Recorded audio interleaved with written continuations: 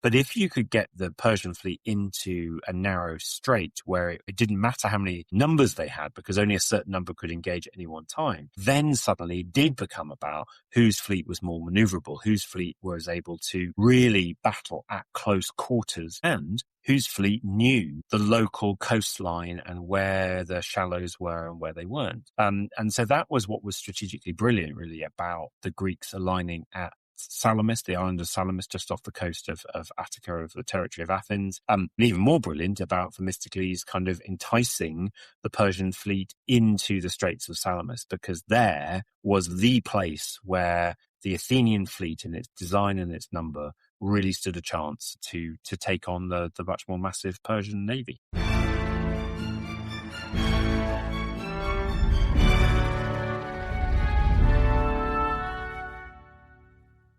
Hello, I'm Zeb Links, editor at Aspects of History. Themistocles is a name that conjures up many adjectives and epithets: visionary, outsider, the architect of Athenian maritime success, and ultimately, the exile who ended his days among his once enemies. Alongside me on the podcast today is Professor Michael Scott of the University of Warwick, an author and broadcaster. His biography of one of the most compelling and controversial figures of the ancient world observes of cities' political upheaval, Greece's fight for survival against the invading Persians, and that audacious gamble at Salamis. Next week on the Aspects of History podcast, author and novelist David Pilling joins Nathan Amin to share his thoughts on Edward I, the Crusader King of England remembered for his uncompromising rule and struggles with the Welsh and Scottish. But for now, settle in and enjoy my conversation on Themistocles with Michael Scott.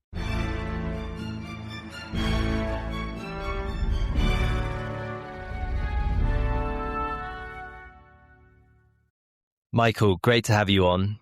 I've been looking forward to this, a reliving of 2012, my GCSEs, and the Battle of Salamis, as told by Herodotus, which was the prose set text then. Thanks for joining us on the Aspects of History podcast. It's a great pleasure to be with you and to help you relive those wonderful moments, of which I'm sure kind of only good memories remain. Halcyon days, as they say.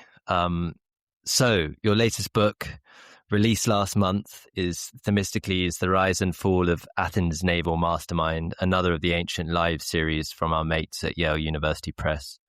It's an enthralling read, an exhaustive portrait of one of the most curious characters in Greek history. Give us a brief précis of his life before we begin to dig into the detail. Well, I mean, as you say, right, Themistocles comes up in all sorts of guises of study of the ancient world because he is associated so closely with these key pivotal moments, particularly the one where Greece has to face off against the Persian invasion of 480 BC and has a stunning, unexpected victory over the Persians, thus completely, changing the tide of history, really.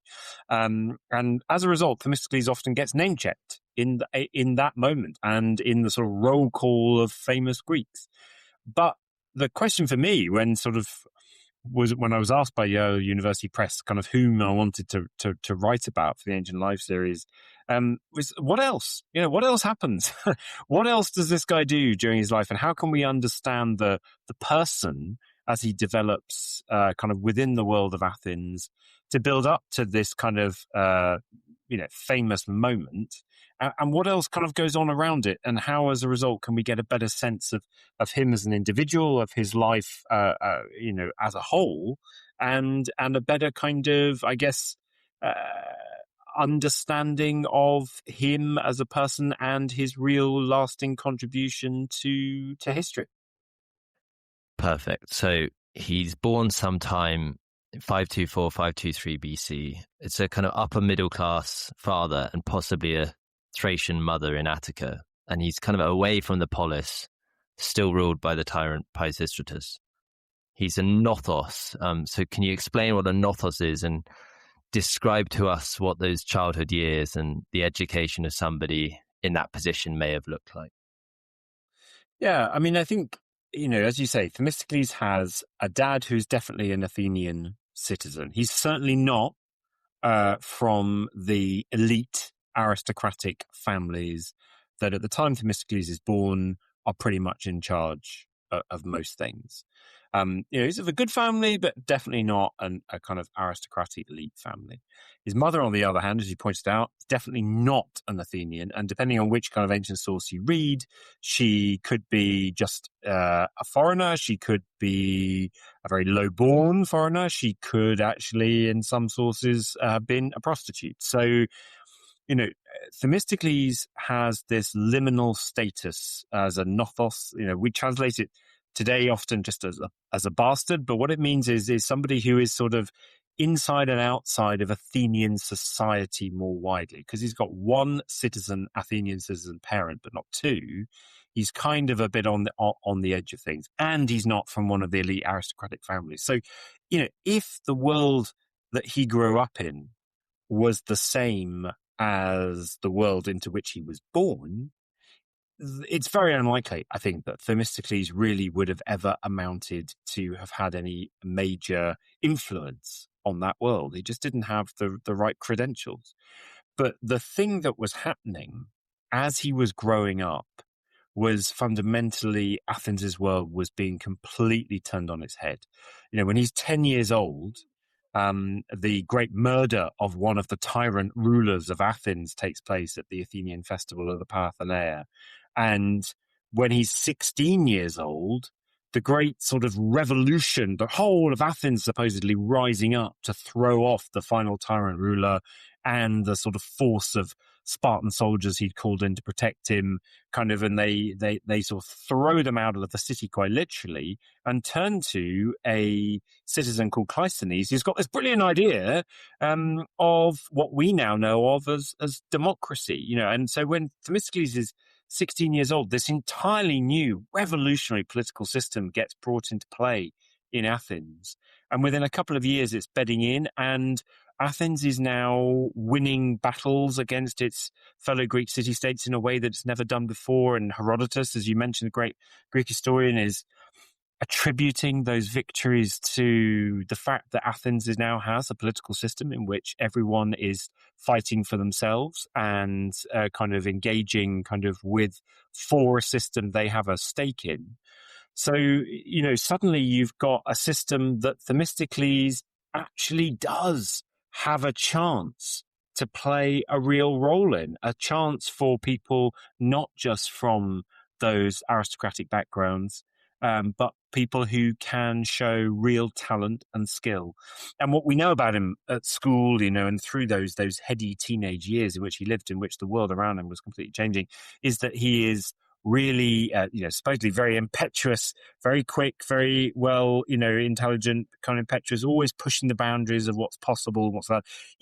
The stories, want us to believe that Themistocles as a kid was the kind of person who would always sort of break through and challenge the system. And now, as he turned 18, as he became an adult, as he kind of emerged into the political system of Athens as an adult, it was a political system in which he could actually make some headway. Yeah, I mean, reading the book, it seems that during this period of political upheaval, as you say, the Athenians are kind of making their discomfort known at the prospect of an individual wielding too much power, but they still maintain ambitions for kind of strong and stable leadership. How much of an influence will that tension shape Themistocles as he embarks on adult life? Yeah, I mean, it's interesting, isn't it? So people power coming to the fore in Athens, and everyone's suddenly got a say. And, we have to remember that old adage that if we look at Athenian democracy today, we do not see a democracy because, women didn't have the vote. The whole system was based on slavery. Only a very select kind of number in the city of Athens actually had a say. But equally, those Athenians, if they were to look at us today in our modern democracies, they wouldn't say we lived in a democracy either, because in their democracy, every one of those citizens who did have a say turned up to have a say about every issue. And every issue was decided by a direct vote of hands. So, this is a system of direct democracy in which everyone's involved all the time. And, most people within that would at some point in their lives have a role of some importance kind of within the state, within that state political machinery. The issue is, though, that Athenian people body increasingly, and particularly during the main decades of Themistocles' career in the 490s, the 480s, and the 470s, does not want an individual within that system to be responsible for the system's success. They want the people as a whole, the collective, to be responsible for the people's success. But obviously, individuals step forward and have certain talents and have to undertake certain roles. So there is this chicken and egg game in the emerging and developing Athenian democracy in the first 3 decades of the 5th century, in which the Athenian people sort of raise up an individual who offers them something, who promises them something, who seems to have the skills to be able to deliver them something. They deliver, and then very often the Athenian people then just absolutely dump that person by the wayside, because it's not about the individual, it's about the collective. And increasingly, if that individual gives any sense of getting too big for his boots and kind of too aware of and too desiring to emphasize his own individual contribution, then he's not only put to one side, but he's absolutely stamped upon. And there are plenty of examples during Themistocles' career as he ascends, through those 490s, the 480s, and the 470s, of people that happens to. So it's something that, kind of everyone was seeing on a routine basis. The famous example of this is that in the 480s, the Athenian people decide to make use of, for the first time ever, a system that's known as ostracism.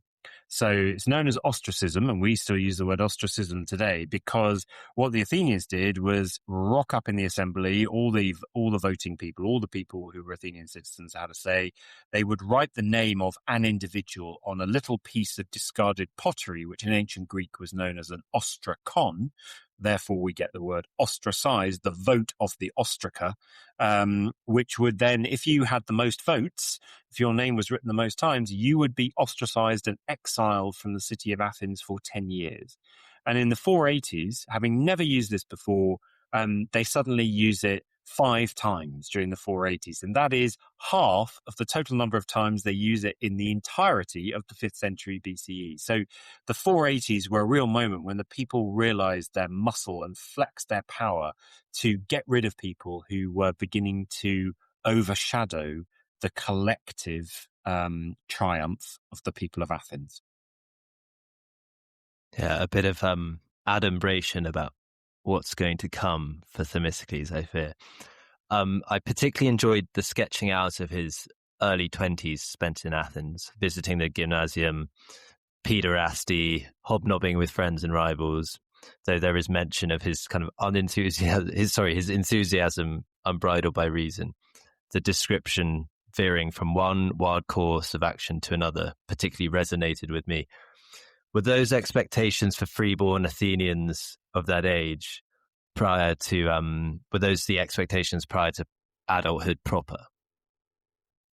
Yeah, I mean, it's very hard to get a real sense of Themistocles in those teenage and sort of early 20s, in his 20s years, because so much of it, of the evidence that does survive to us, is told to us by people who are writing way after his lifetime. And they are constructing a narrative of those early days in order to suit the overall narrative that they want to tell of Themistocles as the amazingly successful, naval commander that he will become. And so they want that tempestuous character. They want that cunning. They want that sort of unbridled passion that will drive him to do things that, no one else will consider to do. And it became a very famous trope in antiquity. So, I mean, in the book, we talk about the fact that centuries and centuries later, there's a guy called Libanius of Antioch, kind of nowhere near Greece, over in modern day Turkey, and he is writing these kind of fake law court speeches, for people to practice their rhetoric and their rhetoricians' powers with.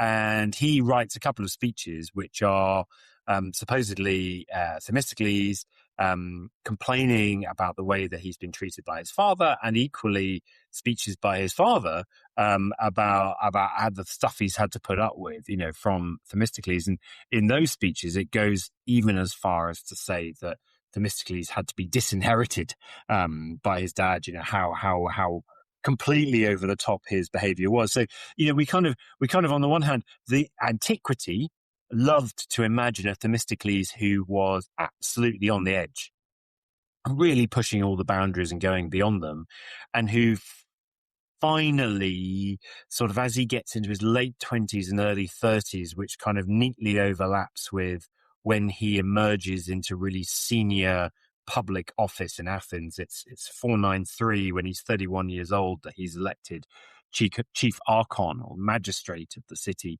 that he finally works out how to temper those passions and becomes a really serious individual who dedicates himself to the business of the state and to advancing the cause of Athens. I think that, it's a very neat picture. But instead, I think, partly for me, or I hope comes through in the book, is, here's an individual who, as we said, comes from no special background, has no particular advantages when he's starting out whatsoever. And he has the opportunity, though, provided by this new system into which he's becoming an adult, this new political system, to climb the rungs of office and get noticed, and we would just love to know a bit more about the different roles that he played during particularly his 20s in Athens. We hear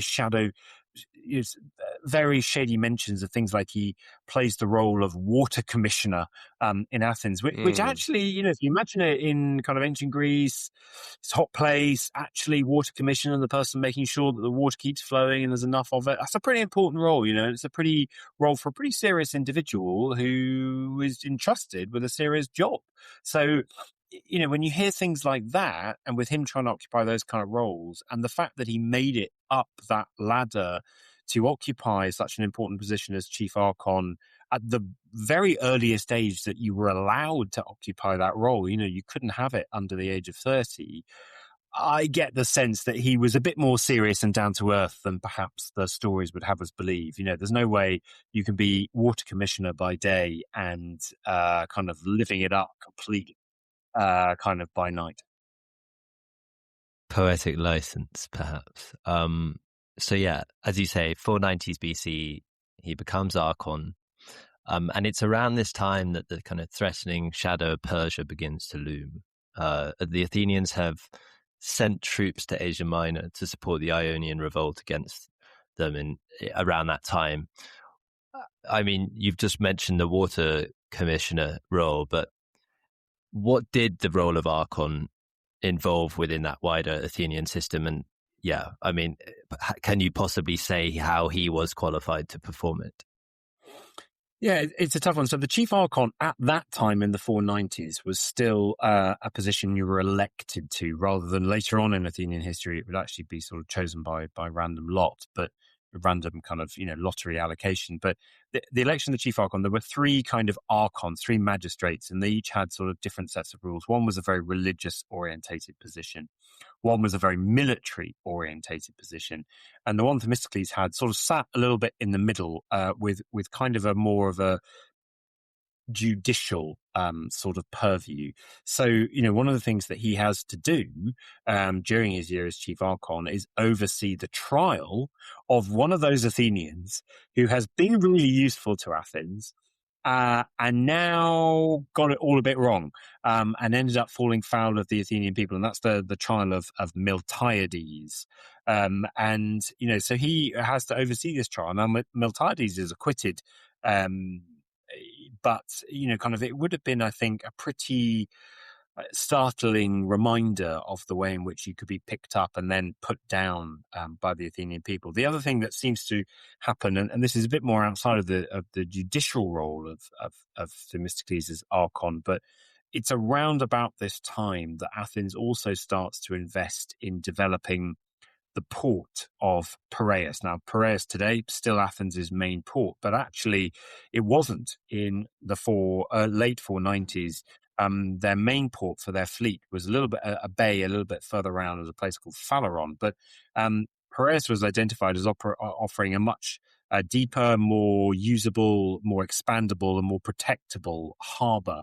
And so work begins to turn the Piraeus into a usable port. And again, those historians looking back with the benefit of hindsight, given what Themistocles is going to go on to become famous for, really like to associate the beginning of the development of the Piraeus port with Themistocles' archonship and being under his kind of enthusiasm and suggestion and control. But I don't think we can imagine this 31-year-old in this role for just a year being able to kind of swing single-handedly this kind of sort of complete reorientation of the naval interests and efforts of the Athenian people. So again, I think we have to see this as something that's happening a bit more widely kind of within Athenian society, within Athenian political debate and decision making, of which Themistocles is, may well have been absolutely supportive.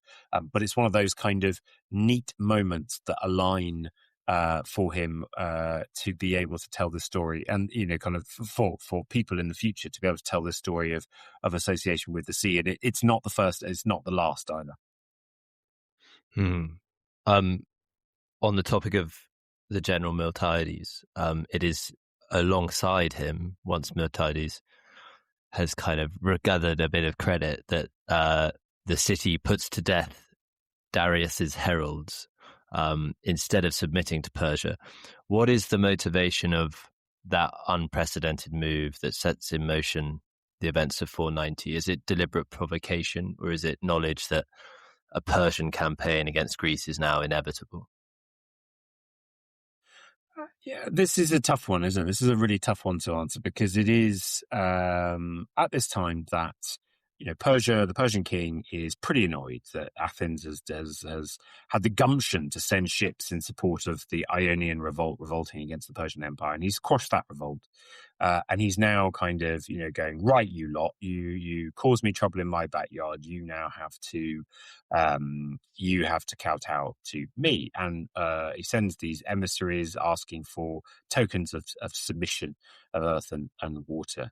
And we have to imagine the scene in the Athenian assembly and political spaces where this is being debated. The Athenian people gathering. Athens is beginning to ride pretty high. It's had some real military successes. Obviously, the Ionian revolt hasn't gone the kind of way that they were perhaps hoping for it to do. And within that environment, I think we have to understand Themistocles, again, trying to maintain and build that visibility and that value within that collective of voices. At the end of the day, the only thing you had in this Athenian system, you couldn't sort of wave your CV in front of people or kind of thing. You had your ability to stand up, state your case, and persuade everyone else that yours was the path to follow. And within that kind of environment, with huge emphasis on your kind of oral ability to persuade and to capture people's attentions and imaginations when other people were sounding off with ideas left, right, and center. One of the ways to do that, which Themistocles may have decided, kind of was the way to go in this moment, is to trump what everyone else is saying. And it is the case, or at least we're told it's the case by the sources here, that Themistocles goes further than anyone else and says, let's not only kind of not submit, let's kind of really dishonor these heralds in the worst possible ways. And obviously he captures a mood. I think we have to understand Themistocles as, by this stage, having some good experience of at least a decade, maybe a decade and a half of experience of listening to, dealing with, influencing the Athenian people in different forms and at different levels, and knowing what they're going to go for, and they go for it. They buy his advice, kind of, and as you say, that does not go down well with the Persian king, who sees it as quite obviously as a massive affront, and leads to the invasion by the Persians at the battle at Marathon. And who do the Persians bring with them? They bring with them the aging tyrant of Athens, who was chucked out back in 508, with a view to reinstating him. So when it comes to the Battle of Marathon, which the Athenians sort of stand up against the Persians, they're pretty much alone, not quite, but pretty much alone. Other Greek city-states aren't there sort of hammering on the door to join them. It is the Athenians fighting not so much more widely for the freedom of Greece. I think it is a fact that the Athenians are fighting for their political system that they have grown very fond of over the best part of the last 2 decades. Yeah, I mean, the aftermath of that Athenian victory, we see a very human reaction in Themistocles and his perceived envy at Miltiades receiving adulation. How much of that are you reading into the sources? Now seems a good time to kind of pan out and ask just how you went about writing this biography. How was that character developed, and where did you find the joy in understanding the man and his motives? Yeah, I mean, the picture's very clear from the later ancient biographies of Themistocles that he's fighting at Marathon. Themistocles is fighting at Marathon. He sees Miltiades, the sort of main general, who's sort of supposedly led the strategic plan for victory. Being fettered, but very quickly afterwards, actually losing the faith of the Athenian people and being put back on trial again, and actually this time not being able to win his way out of it, and Miltiades getting thrown in jail, and he's injured in the leg as well, and because of the campaign that he went off to. He convinced them to let him go off on, and he dies kind of in prison very soon after, and so. He sees these people being raised up and then being chucked down again. And there are others that he's jealous of at the time, or supposedly jealous of, in his main rival, who's of the same era and sort of level of him. So they rise up together as rivals for the Athenian people's favor, is a guy called Aristides. And Aristides gets trusted to sort of guard all the loot that the Athenians capture at the Battle of Marathon, whereas Themistocles doesn't. And kind of Themistocles again, kind of bright, is said to sort of be really annoyed that he's not getting that kind of treatment and response. These are all characterizations of a sort of impetuous man who's pushing for renown. And, I think there's no smoke without a fire. Naturally, there's something here about the kind of person Themistocles was, and we see it come out, later in the decision making. But it also does serve a kind of narrative purpose. And, obviously, when we're writing this, we're looking at the biography that was written of Themistocles by Plutarch. Now, Plutarch writes his biographies of lives as exemplars, as positive exemplars of people whom you should want to emulate from history. So you pretty much always only get the positive bits kind of for that character. And that means that he's utterly silent about certain periods of Themistocles' life, or he tries to really give a very positive, sugar-coated tone to whatever, perhaps instead of the negative light that you could choose to cast something within. So all of the impetuous stuff of Themistocles' upbringing, gets cast in a very positive light by Plutarch. But there's even later biographers like Cornelius Nepos, writers like Cicero, the great Roman orator, kind of is interested in writing about Themistocles. And, how do we balance that? How do we balance those later historiographical kind of look backs We try to do it with some of the sources that are closest in time to Themistocles. So the closest writer really that we get some Herodotus. He's writing kind of, about 420s, isn't he? BC. So still kind of, a good period of time after Themistocles has died, a couple of decades. Then Thucydides, also writing about Themistocles. He's writing about another decade later, sort of, towards the end of the 5th century. We have some contemporary evidence, so coinage that Themistocles actually issues in his own name that has survived, that we can put, which is fabulous to have that kind of contemporary evidence that, that's actually been issued by Themistocles' own hand. We have some archaeological evidence as well that's contemporary of stuff that he built and, kind of his own, the temple that he set up in his home area of Athens. So it's trying to corroborate those kind of sources, the contemporary versus the much later historiographical, with that wider understanding that we have of Athenian society at the time of Themistocles' life and how it's changing. And that I guess is the balancing act for me, alongside just trying to put an emphasis not simply on these spotlit moments that became the signature moments of Themistocles' career at Salamis and later, but actually what happened on either side of it. And I was really, really keen that the book has as its subtitle the rise and fall, because actually we've talked a lot about Themistocles' rise, and it will continue until 480 with the Battle of Salamis and his strategic role there.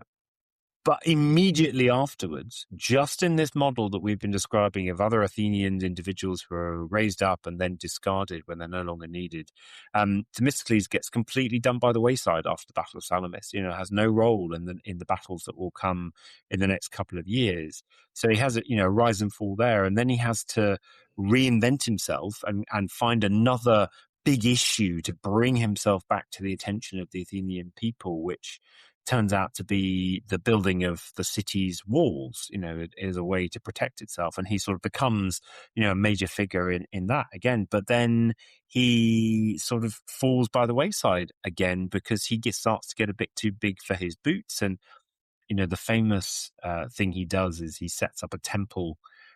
This is part of the archaeological evidence, for us. So we know kind of this temple existed. It was a temple of Artemis, with the epithet of Aristobula, so Artemis of good counsel. And this little temple was set up in the area where he lived in Athens. And that's all good, worshipping the gods, great thing in ancient Greece.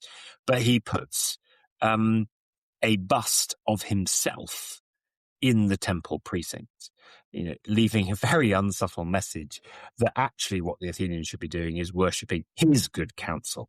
And, how lucky aren't they to have him? And you can imagine that went down kind of amongst the Athenian populace like a lead balloon. And as you alluded to earlier, it's only a couple of years later that the ostracism takes place in 471, and the name at the top of the list is Themistocles. So, he has these at least two, I would say, that we know about, big rises and big falls during his 20 to 25 year career at the heart of Athenian politics. But in 471, he's out of Athens. He's down and he's out. And then we have to, kind of wait to see what happens next. Hello, Zeb here. Please forgive my interruption, but I wanted to let you know that at Aspects of History, we produce a digital magazine featuring articles, interviews, short stories, and book reviews of the best historical writing available. Authors featured including Ben McIntyre, Lucy Worsley, Andrew Roberts, and plenty more. An annual subscription is available for only $9.99. That's pounds or dollars. Yep, you heard that right. That's 6 issues for under £10 or dollars. Head over to aspectsofhistory.com to subscribe, where you can also gift subscriptions. Now back to the show. Rises and falls, and he seems to be a guy who's always got a project on the go. And he's the one to convince the Athenians to invest this windfall of a new silver seam discovered at Laurion in Attica into the Athenian fleet. Can you give us some more detail on the new design of the trireme and this naval supremacy that in the Aegean that he had masterminded, as the book says. Yeah, so, the Athenians find, again, it's one of these moments where luck kind of really meets with Themistocles. The Athenians, completely out of happenstance, come across this thick new seam of silver in their Laurian silver mines that they had not been expecting. And so there's a big debate about what to do with it. Should they divide it up equally between each of the Athenian citizens, or, as Themistocles suggests, should they put it all into building a fleet? And, again, there's good strategic arguments that I'm sure he put forward at the time. Said, look, we're not going to compete on land with land armies of other Greek city-states. The Spartans are already there as the best soldiers around. There are others that are really good. But at sea, we could actually use this to propel ourselves to the front row of really being the naval power of Greece. And particularly, it would help them with dealing with some of their nearby neighbours, the islands of Aegina, for instance, that were really annoying Athens. They were raiding all the time. They were disturbing their kind of sea trade, etc. So, you can see why Themistocles' arguments in some ways run through. We could take this money and each enjoy it for a bit, but it's not going to change our lot as a city-state. Or we invest this in a big thing that will really catapult us to the front row of Greek city-states, and they do, and they build this fleet. And as you say, it's a really modern fleet, and it's intended for war. They build these triremes, this new kind of class of triremes that are built with, famously a ram at the front of the boat, which is covered in bronze. So the idea was that you would, row these boats very fast over short distances to really get up some ramming speed, row straight into another ship, and the bronze encased ram at the front of the boat would pierce the other ship's side, and then you row back and leave it to sink.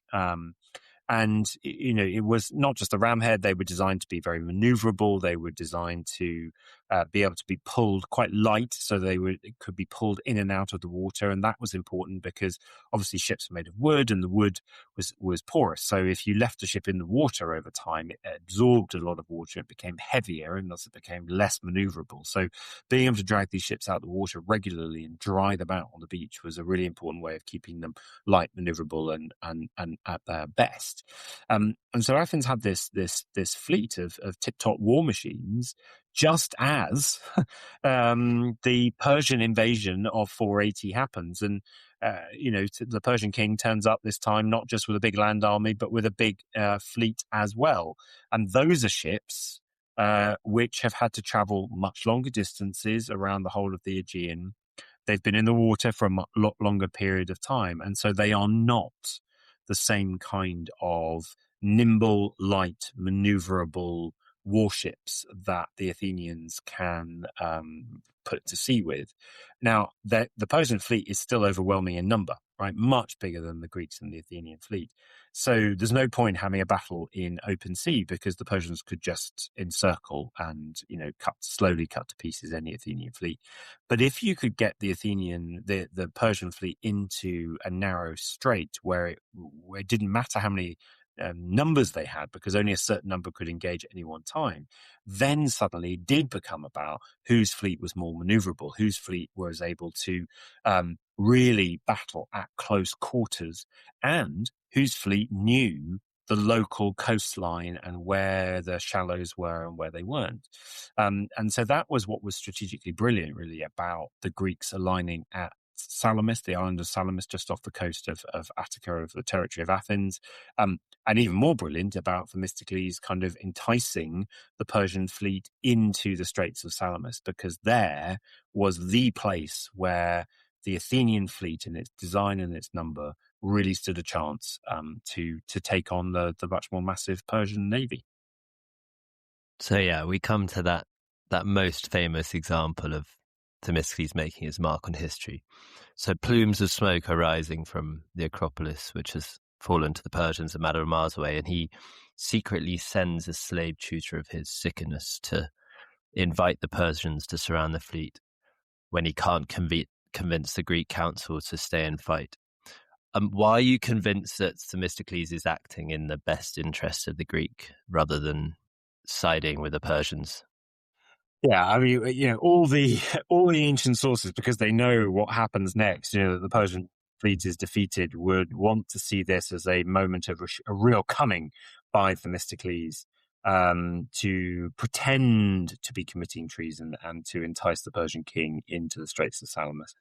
On the other hand, the absolutely different way of, a perfectly good way of seeing it is that Themistocles is doing something which may tactically work quite well, and certainly by this stage, with everything else he's tried, is pretty much the only thing he can think of left to force the Greek fleet that all want to scatter to the four corners of the world to stay and fight, give them no option but to fight by the Persian fleet coming in and engaging them.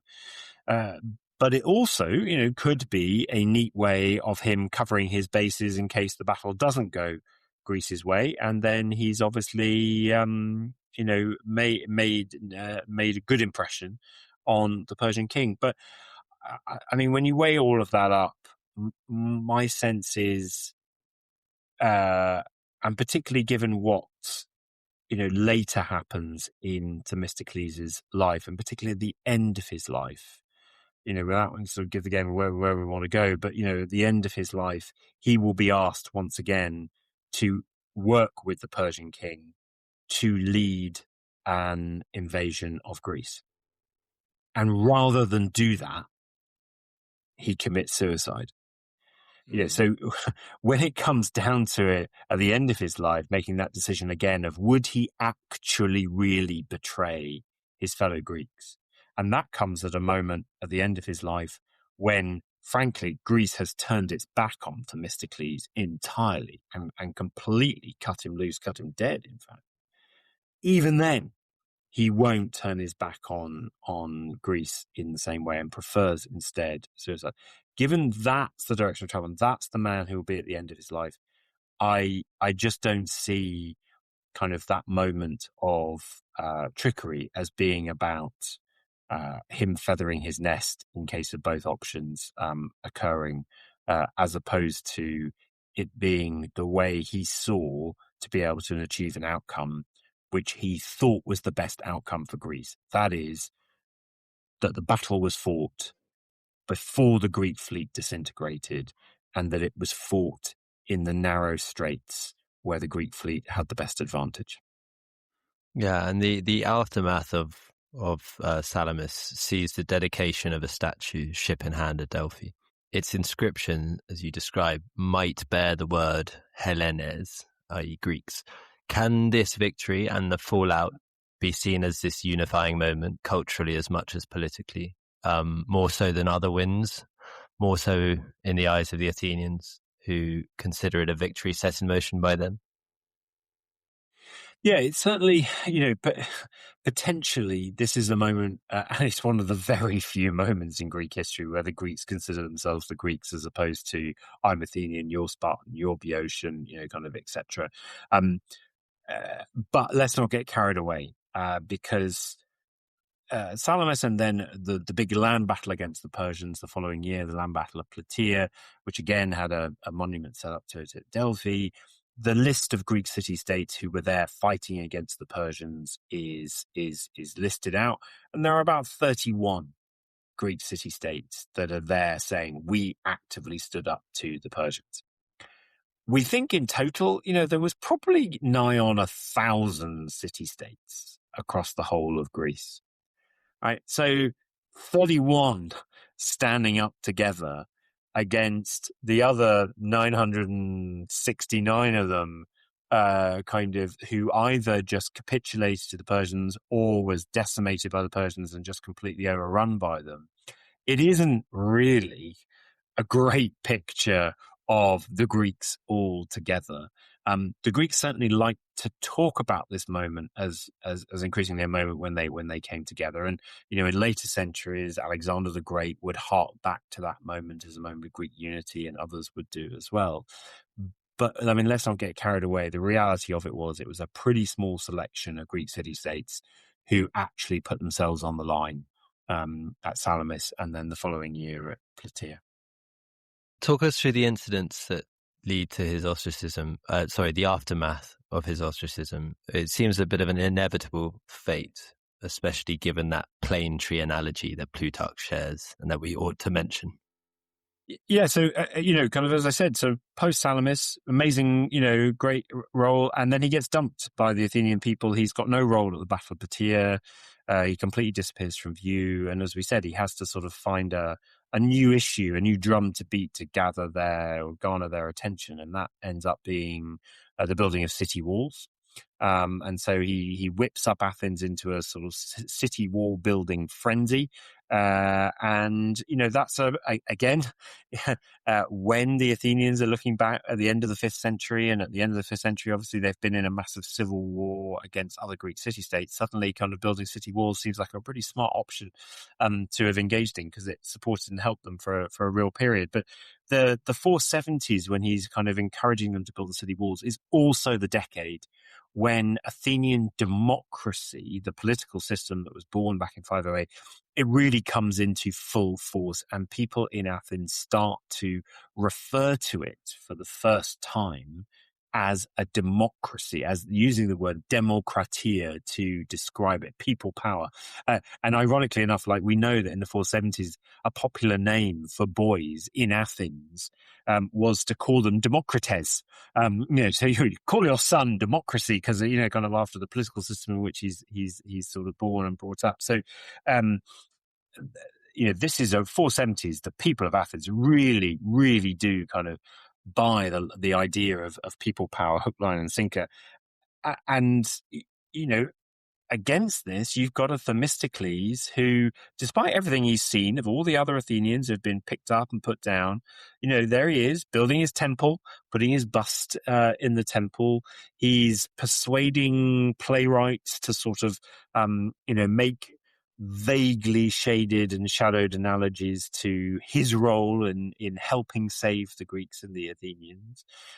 He's supposedly, according to Plutarch, as you said, he's sort of wandering around going like, I am the tree, the plane tree under which the Athenians come to get shade when times are tough, but they just discard me when things are going well. And you can imagine that this got quite a few backs up in Athens. And it's not like Themistocles had never been on the ostracism list before. When we saw the ostracisms of the 480s and we look at the surviving ostraca, the pottery shards from those different votes, many of which have survived to us, actually Themistocles' name is on a number of the different ballots. It's just that he never has the highest number of votes. He's never the one that eventually it gets ostracized. But that changes dramatically in 471 when he is the person with the highest number of votes. And there's a cache of ostraca that have been found in Athens. They're on display, in fact, in the Agora Museum, where there's lots of these pottery shards with Themistocles' name on. But when they analysed, they looked at the handwriting of these kind of 192 different ostraca with Themistocles' name on, and they examined the handwriting, and they realised that actually all of these 191, 192 were only written by approximately sort of 14 or 15 different hands. So something, if you want to be charitable, what this was a coordinated effort where people who perhaps couldn't write but still had the right to vote could go to people and say, can you write this name for me? And there were sort of scribes who were writing loads of them for people as they asked. It was a sort of way to enable everyone to participate who could. That's the positive spin. The negative spin is that, effectively they were trying to absolutely kind of rig the vote and put in multiple votes by single hands for Themistocles, because by this stage, some people at least clearly were just totally and utterly fed up with him, and he gets ostracized.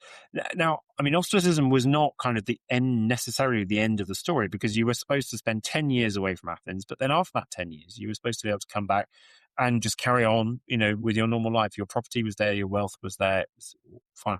It was a kind of press pause, for 10 years sort of thing. But then what happens quite quickly after the ostracism? Themistocles is out of Athens. He's staying with, friends in a different city-state. And those that really dislike him, that have really taken against him, whip up a bit of political fervor, work with the Spartans, who also he's really annoyed by this stage, and get an accusation of treason leveled against him, for treason of cooperation with the Persian king. And suddenly, Themistocles finds himself on trial in Athens for treason. He doesn't go back to Athens to sort of stand trial because he's just too nervous about what the outcome's going to be. And he, in fact, is tried in absentia and he's sentenced to death. So he goes from not only being exiled to, within a couple of years, suddenly being exiled and sentenced to death, and as a result, banned from Athens. Kind of, he can't ever return to Athens if he wants to keep his head. So, kind of, from that perspective, it is an absolute rise and real fall, from which he cannot come back. And instead, in a certain amount of irony, he travels inland to the Persian king, according to Plutarch, prostrates himself. And the very thing, the conflict he played such a part in, set out to avoid. What do we know of how he operated among the barbaroi, as the Greeks would put it?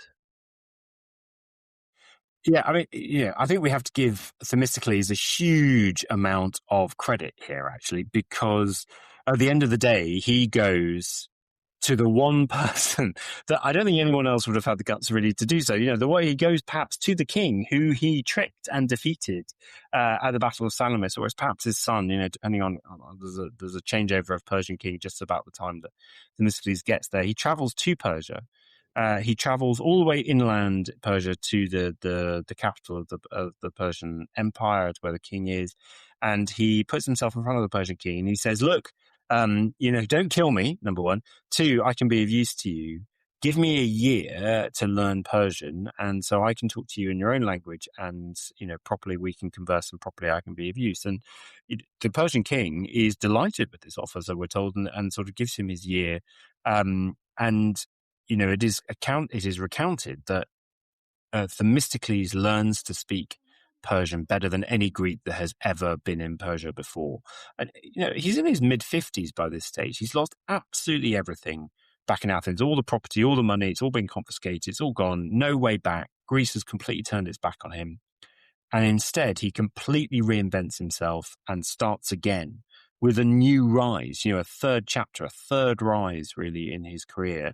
And he becomes not just an accepted part of the king's court, but, not only the best Greek speaker of Persian in the king's court, but it becomes the most trusted Greek ever to be known about in the Persian court, and really gets into the inner circle of the Persian king, and ends up being given a sort of living of, the income from a couple of cities in kind of what is now modern day Turkey. And he settles down living in Magnesia, and that's when he issues those coins of his, kind of that we see kind of as a sort of semi-ruler of the area. And, so he does it brilliantly. He rises a third time, rises literally from the ashes. And that rise continues until, as we alluded to earlier, he is asked fundamentally to go, right, time to choose, time now to deliver on your promise to be of real use to me. I want to lead another invasion against the Greeks, and you're going to tell me this time how to definitely defeat them. And history is kind to him. The couple of centuries after his death appears to restore his reputation, and obviously considered a major player. I've always had this image of him as a Odysseus-like figure, kind of standing slightly away from the mainstream, cunning, working on his own terms, but with the bigger picture in mind. But is that too simplistic a portrait to draw? I mean, I don't know. I think he is, known for, there is a kind of Odysseus kind of comparison, isn't there? Because he's known for his cleverness and his cunning, just the same wily sort of things that Odysseus is known for. But, at the same time, he's also operating within a system, in Athens at least, which you needed to be pretty clever, cunning and manipulative in order to be able to have any success in it. And, you could level that at pretty much any of the Athenian figures that rise to prominence. They're not doing so without that cleverness, that cunning, and that ability to manipulate and to primarily to convince others that their ideas are the best. So I wouldn't single him out for that approach. That was what the system of democracy in Athens created, if you like. It's what it created, it's what it fostered, it's what it brought forward. And then, as Themistocles proves, and as other cases prove as well, it's what it also brilliantly discarded. But what again was very lucky in some ways about Themistocles' career is, when he dies, sure, okay, he commits suicide in Persia. The Persian king sort of goes, okay, fine, that's an honorable decision to take your own life rather than help. And he's given a nice tomb in Magnesia, and, his rep in Persia is fine. But in Greece, when he dies, he is still absolutely persona non grata. I mean, not only was he convicted of treason, sentenced to death, but then he went to Persia and became a great friend of the Persian king.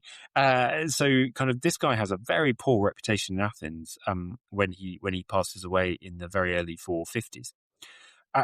But then again, what happens in the next 2 decades is a complete reinvention of how the Greeks understood Themistocles. And that's due to 2 things. One is the 450s is when not just Athenian democracy, obviously now kind of, going from strength to strength, but also they build the Athenian empire. This is when Athens takes that fleet that it has and not only defends Greece against the Persians, but actually starts throwing its weight around and creating its own empire. It's riding high in the 450s. Money is flowing into Athens. The 440s is when it builds the Parthenon. So the great symbol of democracy and empire. And what the Athenians do during this period, looking back, is that they see this very clear association between sea power, naval power, the empire, and the democracy and the money that flows into Athens and the incredible place and city that they have become as a result. And who do you look at in association with the development of Athenian sea power? You see absolutely Themistocles. And so, it's not that long afterwards in those 2 decades into the 440s when Themistocles' sons are reinvited and welcomed back into Athens that we're told a portrait of Themistocles is put into the Parthenon that will be seen centuries later by the tour guide Pausanias of the 2nd century AD. And so kind of he gets reinvented in Greece, particularly in Athens in that short period. And then, of course, as we alluded to before, by the end of the 5th century, when the Peloponnesian War is taking place and Thucydides is writing and at that point calling Themistocles the most illustrious Greek of his time, the other thing that Themistocles did for Athens, the city wall building, also has come into its own for Athens to defend itself during the period of the Great Peloponnesian Civil War. So, from that perspective, his reputation is assured because suddenly the 2 big decisions he was associated with seem to have been very relevant and very important.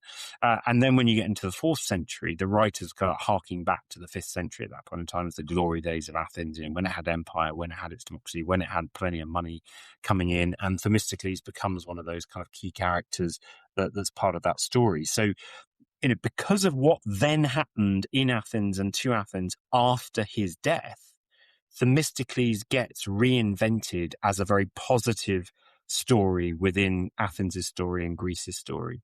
Whereas we need to remember that when he died, he was absolutely persona non grata. And looking to your career as an academic and broadcaster, I wanted to mention ancient Greece, the greatest show on earth, which as a 17-year-old studying Oedipus Rex really struck a chord. But what's up next for you and on the screen or on the page? Oh, well, bless you. I'm really glad that you enjoyed the program and series. Yeah, I mean, so there were kind of that period of time for me between sort of 2010 and 2020 producing the different TV programs, the BBC, the ITV and others around the world was a fascinating moment. And public engagement, that kind of engaging with the public about why it's worth studying the ancient world is absolutely core and central to what I see the role of an academic as being about. So, this book is also intended as part of that. That's kind of, it's a public facing book for those. You don't need to have any previous knowledge of the ancient world to come to read it. But so this book and next actually we'll be doing something kind of very much aimed at the kids market, kind of actually bringing ancient Greece to the younger generation, the school generation, working with Greg Jenner as kind of part of a book we're kind of co-writing together. So look out for that sort of next year sometime. And my role at the university now is actually an executive one in which I kind of oversee and lead all of the international facing activities of the university. So the rebalance has had to happen slightly between that kind of executive role and the time that I get to spend in the research and public engagement. But the most recent program that I contributed to, TV program I contributed to, was actually a fascinating a joint production with Chinese TV, and was bringing Confucius and Socrates to life to have a conversation together using the power of AI. So the TV program actually built AI language models, large language models of Confucius and Socrates based on all of their teachings and learnings at a sophisticated level enough for them to then have a conversation with one another and compare and contrast and think about their philosophy. And for me, that kind of global ancient history, and actually the comparison and connection between different ancient cultures, rather than that siloed approach to a history where we only study one particular culture in one particular part of the world, is a really, really important thing that we need to do much more of, with particularly if history is going to continue to be of service for the increasingly and ever more global world in which we live. Sounds fantastic. Michael, thanks again so much for coming on, taking us through the ups and downs of Themistocles. So the book, Themistocles, The Rise and Fall of Athens' Naval Mastermind, is now published in hardback by Yale University Press, and well worth the hype I've given it. We'll put the links in the description, so do have a browse and keep your eye out for the April magazine where this interview will feature. Thanks again, Michael. I hope there's another opportunity to chat on the podcast soon. Thanks so much, Zeb. It's been great to speak with you. Thank you. Thanks so much for listening. Links are in the show notes. Please share with friends and family and keep your eyes peeled for new episodes. And if you want to get in touch, you can through X or email history@aspectsofhistory.com. But until then, thank you and good night.